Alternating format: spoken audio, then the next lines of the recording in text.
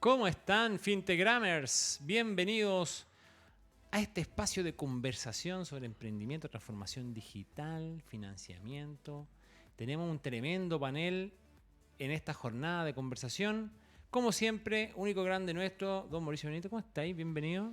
Muy bien, excelentes temas tenemos el día de hoy, muy contento por la pauta. Estuvimos ahí conversando sobre los temas y se vienen interesantes temáticas, como vamos a tener hoy día la gracia y la primicia de comentar un reporte muy interesante que nos sirva a todos en la región, Latinoamérica y el Caribe. Así es, y nos acompaña en este panel ampliado un tremendo invitado, director ejecutivo del grupo CMD, don Luis Valenzuela. ¿Cómo estáis, Luis? Bienvenido, gracias por aceptar nuestra invitación. Muchas gracias por la invitación. Sí, feliz de compartir lo que nosotros hemos investigado, lo que hemos realizado. Así es, abierto a todas sus preguntas. Un tremendo trabajo que vienen desarrollando y sacaron hace un tiempito este informe de ecosistema de innovación y emprendimiento en América Latina y el Caribe, ¿ya? Un poco contextualizar, y anda corrigiéndome el tiro, Luis, si es que estoy hablando de más o de menos.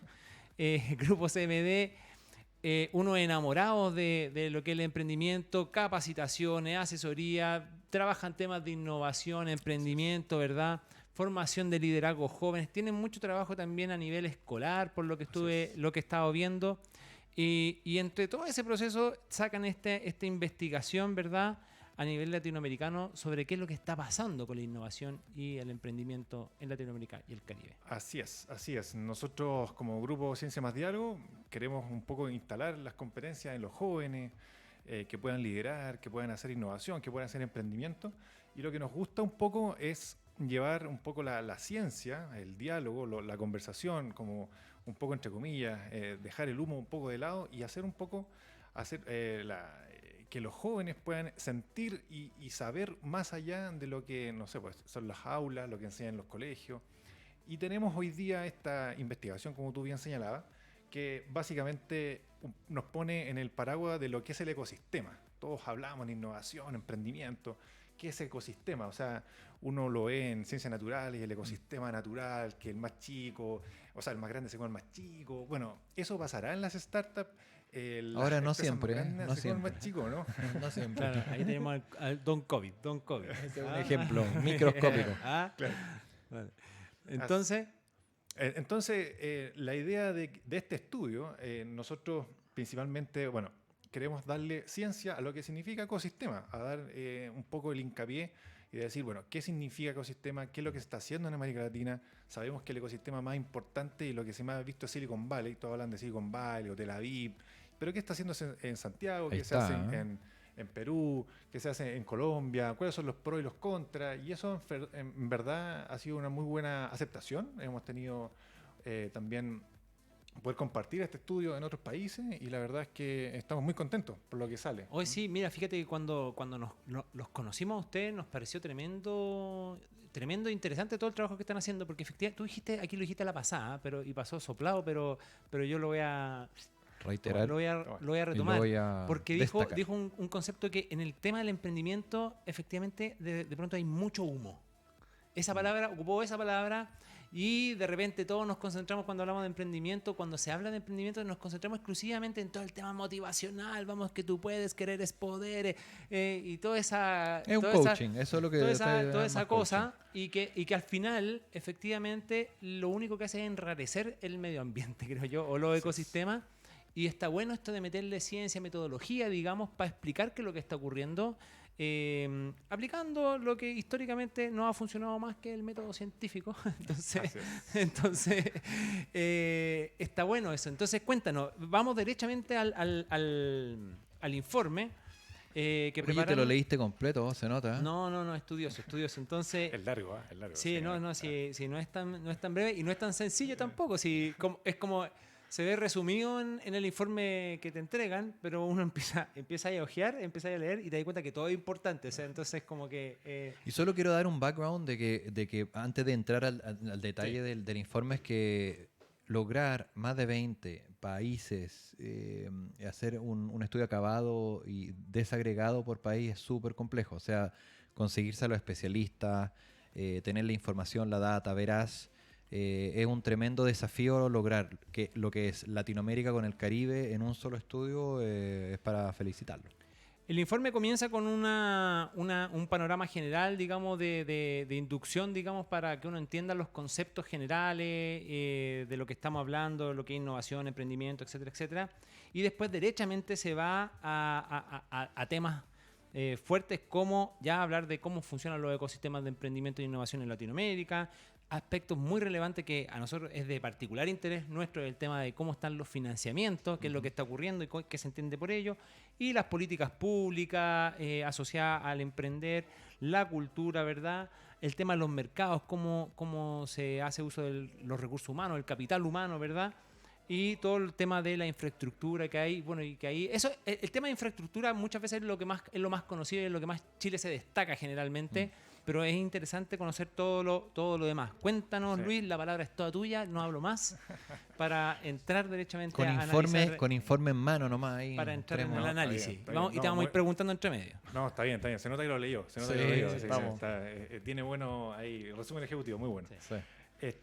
Sí, miren, nosotros como también, como les decía, la ciencia lleva a la innovación y emprendimiento es muy complejo.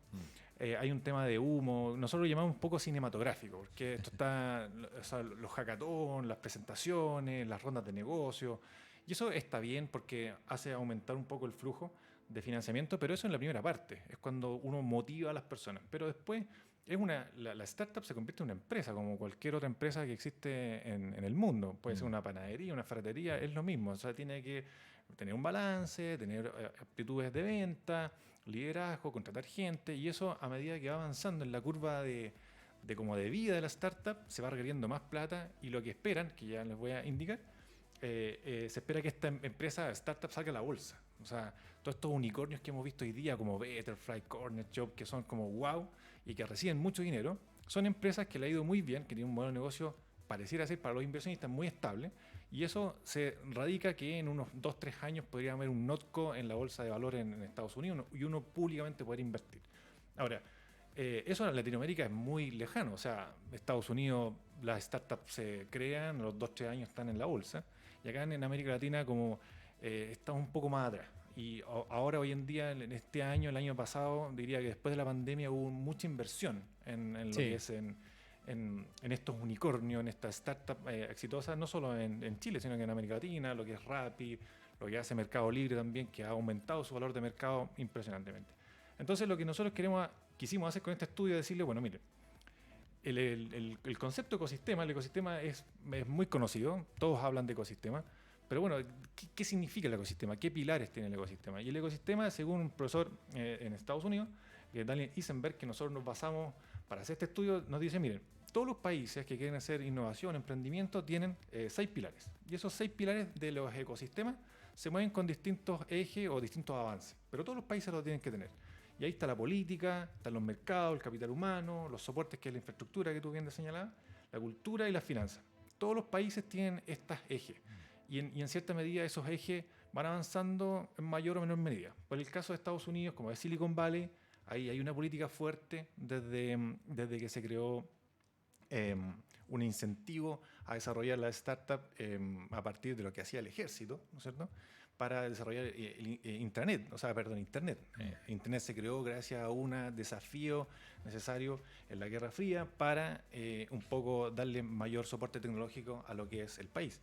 Y eso creó con las universidades, con el Stanford, qué sé yo, generar más innovación. Y eso también radica en otros países que también tienen una política fuerte, como el caso nuestro, el caso de Corfo, pero no así otros países que podemos ver en Centroamérica, que la política no es tan potente porque hay ciertos problemas de base, hay crisis incluso burocrática, que es un poco difícil llevar la política, y hay otros aspectos que salen a relucir. Y en el caso de este pilar de que se llama ecosistema, tenemos mercados donde nosotros queremos que los mercados sean abiertos. O sea, si tú haces una startup, ojalá vender su producto a un mercado que esté al alcance. Brasil tiene muchos unicornios, por lo mismo, mucha gente. Cuando que a nosotros nos va bien en Chile, ¿a qué país vamos? Vamos a México, a Ciudad de México. ¿Por qué? Porque el mercado es grande. Claro. Y si nos va bien acá como para probar, podemos ir allá. Lo que hizo Corner Shop. Está el capital humano. Chile tiene muy buenas universidades en capital humano para potenciar lo que está desarrollándose, y en el estudio generalmente aparece con muy buen puntaje. La infraestructura, el caso de Internet, de la energía eléctrica. Nosotros vimos que en Haití, por ejemplo, no tiene energía eléctrica a partir de una hora en adelante. Y uno puede potenciar todo lo que quiera, el ecosistema, pero no hay energía, no hay Internet. Claro. El caso en Bolivia, el costo de la energía, del Internet es muy caro. Es muy caro. Entonces, ¿cómo se dará acceso para potenciar desde la innovación startup a través de tecnología, sobre todo Internet, o capacidades de programadores, que lo hace un poco más complejo en distintos países? Y tenemos la cultura, que generalmente la cultura en Latinoamérica, tenemos una cultura interesante de estudiar. Eso lo podríamos estudiar en un punto más. Podríamos hacer un doble programa clic solo. exclusivamente para cultura de negocio. Claro, una cultura de emprendedor. Piensan, tenemos el mismo lenguaje, tenemos la misma raíz, pero es muy diferente la cultura, es verdad. Sí, es claro, un tema. por ejemplo, no sé, los europeos tienen, bueno, la Unión Europea, pero salen mucho, recorren, los jóvenes van a un país a otro. Acá en Chile y sobre todo en América Latina, caso Uruguay, y sobre todo en el financiamiento. En el financiamiento, hace 2 años, por ejemplo, era muy clásico, mejor invertir, obviamente con carteras diversificadas, pero invertir en departamentos versus startups que eran más riesgosas. Hoy día hay todos los family offices, todas las personas, las familias que tienen mucho dinero, quieren invertir en startups, pero un porcentaje menor y de ahí un poco mayor, entendiendo que tienen ciertos réditos, tienen cierta rentabilidad. Pero la cultura, por ejemplo, de un emprendedor, ¿qué es lo que hace? Bueno, yo quiero emprender, quiero llegar a Estados Unidos, pero bueno, tenés que salir, tenés que irte a un país, tenés que irte a México, ¿cómo te va? La familia, los amigos, el asado, ya tenés que olvidarte de eso, pero tenés que pagar un sueño futuro, y eso a nosotros nos cuesta. Y no solo a nosotros, sino que a los otros países también. Hay una suerte de arraigo. A nosotros nos cuesta menos, parece, incluso. En Colombia la familia es fuerte. Y claro, nos parecería ser que nos costaría menos, pero cada vez nos cuesta menos. Antes nos costaba, yo diría, 3, 4 años atrás era bien difícil. Eso también te da a entender que los ecosistemas se mueven por ciertas características, que no todos tenemos que hacer Silicon Valley, no todos tenemos que hacer Tel Aviv. Claro. Y tenemos nuestros proyectos y nuestros contras. Y en el caso de las finanzas, como está bien lo decían, dado en el programa, el financiamiento también con la cultura dicen, bueno, ¿cómo podemos invertir? ¿Esto es rentable o no? Porque lo que busca el inversionista es rentabilidad. ¿Y quién invierte? Hay inversionistas ángeles, invierte el Estado, y hay autores que señalan que dicen, bueno, el Estado es el principal inversor, porque es el que pone la plata en los niveles iniciales, donde Más hay una riesgoso. idea, más riesgoso. Y de ahí en adelante lo que se está desarrollando. Y súper interesante, un aspecto que me gustaría considerar del estudio es que pudimos llegar más allá de entender lo que es el ecosistema, es decirle a todos los actores relevantes del continente, es, bueno, si acá en Chile, por ejemplo, se necesita en una serie A, que es cuando la startup ya está creciendo, ya es una empresa, y ya quiere como internacionalizarse, ¿cuánto necesita esa startup? ¿Cuáles son las rondas de financiamiento que hay en esa serie, que es la serie A, pre-serie A? Bueno, en Chile nosotros estimamos, por todas las entrevistas y encuestas que hicimos, se necesitaría como $1,5 millones. Y Corfo, los privados tienen $1,5 millones, los venture capital te invierten $1 millón. Pero en República Dominicana, ¿la serie A es lo mismo que en Chile? Esa pregunta no hicimos. Se la hago a usted. No, definitivamente no es lo mismo. Yo leí el informe, así que tengo información privilegiada. Y pueden acceder al informe también ustedes después de esta publicación. Es raro porque no se ha dado ese estudio, porque claro, en Estados Unidos una serie A de $1,5 millones es ridículo. Serie A. Claro. Entonces, nosotros $1,5 millones podría ser muchísima plata, pero en Estados Unidos nos ven como en serie semilla, para ellos serie semilla, y nosotros $1,5 millones no es serie semilla.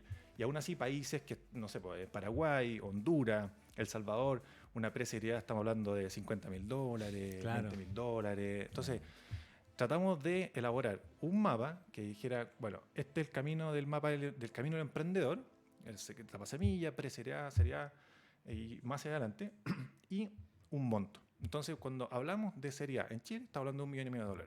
Pero cuando hablamos de serie A en Perú, estamos hablando de $500,000. Y cuando estamos hablando de serie A en Argentina o más adelante, o sea, ellos tienen capacidad mucho mayor, en Colombia, en México, en Argentina, en Brasil, Está hablando de, por ejemplo, series B de 5 millones de dólares que hay disponibles en el país, porque lo otro es que un país queda corto. O sea, acá en Chile, si podemos, ahora es un poco más, pero no sé, pues una startup que necesite 5 millones de dólares, No, pues no la difícil. cuesta. Siempre se van para afuera. Siempre es Difícil, para afuera. sí. Siempre vienen de afuera del fondo.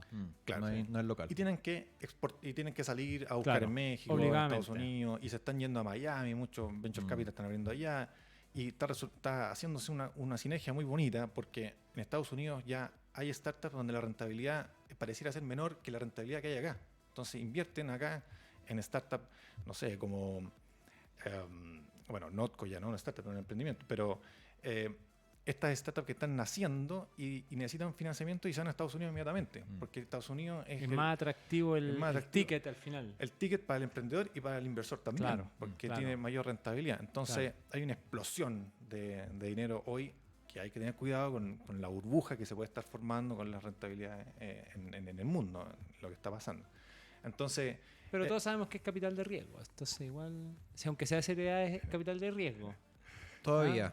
Sí, Ya mira, cuando se ahí está interesante el tema, porque cuando ya entramos derechamente a analizar el aspectos como de financiamiento, y sobre todo cuando nos involucramos con los temas de las startups, el financiamiento al final queda exclusivamente dado de capital privado. O sea, a ver, está lo que puede hacer el Estado en las partes iniciales, semilla, ¿verdad? Pero luego depende exclusivamente de poder levantar capital privado, dado que la banca está cerrado normativamente, incluso lo hemos analizado en algunas cápsulas, normativamente incluso quedan fuera, a menos que los socios sean realmente, vengan de una cuna de familia. de una cuna de oro. familia, Sí, claro, que sí. venga realmente, que tenga una espalda, el emprendedor tenga una espalda personal que le permita tener una startup que no está en categoría B de normas contables CMF. de la CMF, sino que está en categoría A, pero eso ocurre, bueno, Claro. no ocurre tan pocas veces, pero ocurre. Pero no es común. Pero no es lo normal, o sea, en el fondo no es parte del ecosistema, no es la realidad de cualquier startup, digamos. La Así es. startup generalmente va a tener las puertas cerradas de un banco, bueno, y una pyme también, ¿ah? Una microempresa que esté comenzando también se ve enfrentada a esa realidad. Luis, yo ahí tenía, bueno, viendo el estudio y analizando cómo podemos establecer conclusiones de lo que puede venir a nivel de integración de la zona. Ustedes ya tienen un mapeo muy detallado. ¿Cómo ven alguna posibilidad de tener una estructura que acoja a todos los miembros de esta región y que de alguna manera en temas puede ser financiero, donde por ejemplo la Alianza del Pacífico, que ha sido un motor para que Chile, Colombia, Perú y México estén bastante vinculados en negocio, y que generalmente esa es la ruta que nuestros emprendedores están tomando? ¿Cuáles serían los siguientes pasos para que a nivel regional con el Caribe podamos de alguna manera tener una integración no total como pasa en Europa, pero sí algo que facilite precisamente esto, poder trabajar más y mejor con nuestros vecinos? Mira, buen punto, porque la Alianza del Pacífico efectivamente es importante lo que se está haciendo. Y nosotros, a partir del estudio, y bueno, no solo el estudio, sino que todo lo que nosotros hemos recibido como insight, nos contaban que hay una particularidad que se puede dar acá en Latinoamérica, que es utilizar lo que es la bolsa de valores. Hoy día la bolsa de valores está utilizada por las grandes empresas, las compañías, hay clubes de fútbol también que están cotizándose en la bolsa, y hay una suerte de en este viaje del emprendedor, el IPO, la salida, cuando ya está súper grande. Pero hay un capital de riesgo, y lo que se está haciendo en Canadá es muy importante, porque en Canadá te están ayudando desde la bolsa de valores a que tú antes puedas salir. Eso obviamente tiene riesgos, pero les dice a los emprendedores, miren, a las startups, miren, si ustedes tienen una contabilidad ordenada, si tienen una proyección excelente, si tienen clientes y tienen un crecimiento, miren, metámonos a esta bolsa más pequeña, que se llama bolsa emergente. En Chile se llama Scalex, que nació el año pasado, y con menos requisitos nosotros podemos hacerlos ingresar para que ingrese plata pública. O sea, plata pública en el sentido no del Estado, sino que de los ciudadanos comunes y corrientes que puedan emprender, o sea, que puedan invertir. Y la Alianza del Pacífico tiene una alianza que se llama la MILA, que es el mercado latinoamericano, no recuerdo bien, que une a la Bolsa de Santiago, a la Bolsa de Perú, a la Bolsa de Colombia. Sí.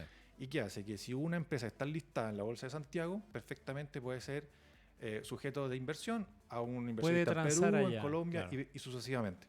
Entonces, lo que se hizo Corfo el año pasado, que es Scalex, como experimento que están haciendo con Corfo, Startup Chile y la Bolsa de Santiago, es un muy buen plus para que podamos después como exportar este modelo para que capitales de ciudadanos comunes y corrientes puedan invertir en la startup. Obviamente tiene mucho riesgo porque hay que analizar, hay que comprender, no es llegar y lanzarse a invertir en cualquier startup porque tiene riesgo, ¿verdad?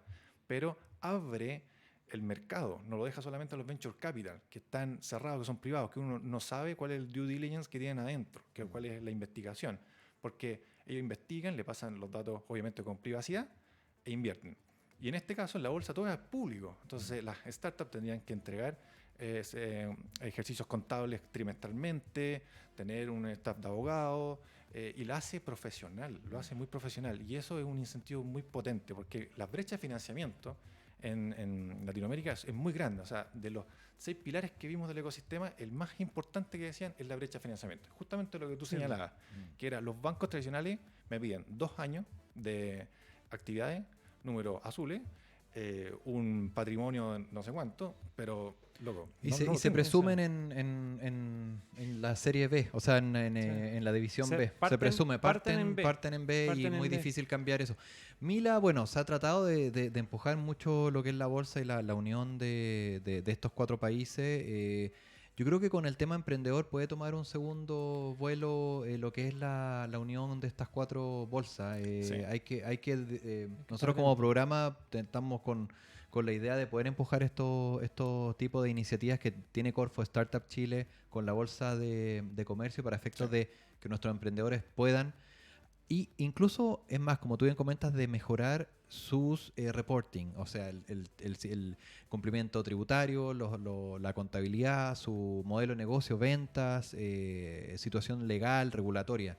Es un muy buen desafío que hay que empezar a empujar fuerte. Así es, así es. Y hay un punto, porque hay que ver cómo funciona Scalex, porque Scalex, ya, fantástico todo, pero tiene cierto, o sea, está comenzando, no hay que tampoco exigirle tanto, pero lo que está haciendo, por ejemplo, Corfo con la bolsa, está bien, pero todavía sigue siendo restringido para ciertos inversionistas, no para todos. O sea, Claro. se pueden enlistar startups, pero yo no puedo invertir. O sea, tiene que ser alguien que tenga un patrimonio. Lo que pasa es que tiene Un que, inversionista claro, institucional. no, tiene que medio- ser, lo que pasa, los gringos tienen un concepto que lo ocupan mucho, que es esta figura del inversionista sofisticado, Claro, que en tiene el que ir fondo, por ahí. que en el fondo cumple con algunos parámetros, tiene que tener determinado patrimonio, solo puede invertir cierta cantidad de plata, tiene límites, porcentajes, porque en el fondo se asumen ciertos niveles de riesgo que podrían, a la larga, si no se tiene cuidado con el tipo de inversionista, puede generar desequilibrio claro. en un nuevo mercado. Y ahí un punto importante, tenemos 2 ejemplos muy buenos, los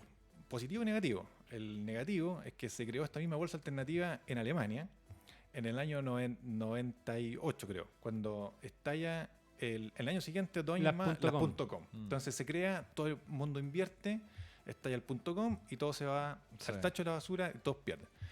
Y gente perdió su capital invirtiendo en unas supuestas startups que al final eran basura. Ahora, tenemos el caso positivo, que lo que hace Canadá con la bolsa alternativa, que se llama TX Venture parece que se llama la bolsa, y que, claro, ellos tienen un equipo de instituciones que te ayudan a ir de la mano para que puedas enlistarte en la bolsa, te dan 2 años para ver tu track y después enlistarte, si quieres, en la bolsa potente, ¿no? En la Ya, que, la la que grandota. corresponde. Y han habido muy buenos casos de startups que han empezado ahí, como el caso de Topicus, que es una startup como cualquier programación, y se han han aumentado su valor de cotización y después saltan a la bolsa tradicional. Ahí, Luis, ¿tú consideras que debieran haber instituciones intermedias para validar y certificar estos emprendimientos para efectos de que las que están más preparadas y mejor puedan acceder a este tipo de bolsa? Sí, totalmente. O sea, no se puede dejar como... Y tampoco bajarle como este perfil de inversionista emprendedor. No, aquí tiene que haber un intermediario que te ayude a estas capacidades que son fuera de lo cinematográfico, del PowerPoint, sino que Claro. del Excel, de las proyecciones de venta, el mercado, y que lo hacen un poco los venture capital, pero lo hacen por los intereses del venture capital, porque están invertidos ahí y tienen que ayudar a la startup. Ahí la información es vital, teniendo información pública donde estos intermediarios puedan acceder, Open Banking, Open Data, tomar la información, analizarla y ayudarla para certificarse, yo creo que es el futuro del de hecho, que haya un emprendimiento. regulador ya es fundamental. Sí, Exacto. y Canadá lo hace muy bien. Exactamente. Luis, ¿qué Hoy pasa? nos faltan el, temas. no, el tema pasó, pero el cronograma no para. Oye, Luis, para ir cerrando, Grupo CMD, ¿qué es lo que viene? ¿Cómo se perfila 2022? Y una invitación a los Fintegrammers. Perfecto, ¿no? Mira, Grupo CMD, con toda la energía 2022, estamos tratando de generar muchas iniciativas a nivel de jóvenes, a nivel de emprendedores, a nivel de startups y sobre todo a nivel de empresas que requieren la innovación. Y ahí le dejamos una invitación, que es lo que estamos realizando actualmente, que lanzamos ayer un servicio que se llama el Pasaporte de Innovación, que es como agarrar todas estas innovaciones incrementales que están en la empresa y darle un matiz más importante a las personas que están haciendo mejoras productivas muy pequeñas, pero que queremos que tengan una visualización, que generen historia y que se pueda masificar a otras instancias de desarrollo. En el caso, por ejemplo, de las constructoras, si hay un trabajador que tiene que mover tierra y se demora 1 hora y con su sistema innovador se demora 30 minutos, es un muy buen innovador y lo queremos enlazar, lo queremos premiar, le queremos dar todo el respaldo porque eso es una persona que está pensando fuera de la caja y es lo que son los trabajadores y los profesionales que necesitamos. Entonces queremos potenciar eso en el 2022, queremos dejar esa invitación abierta a que puedan, ojalá empresas, instituciones, sumarse a este nuevo desafío y ojalá poder llegar también a unas instancias internacionales, que es lo que nosotros esperamos a futuro.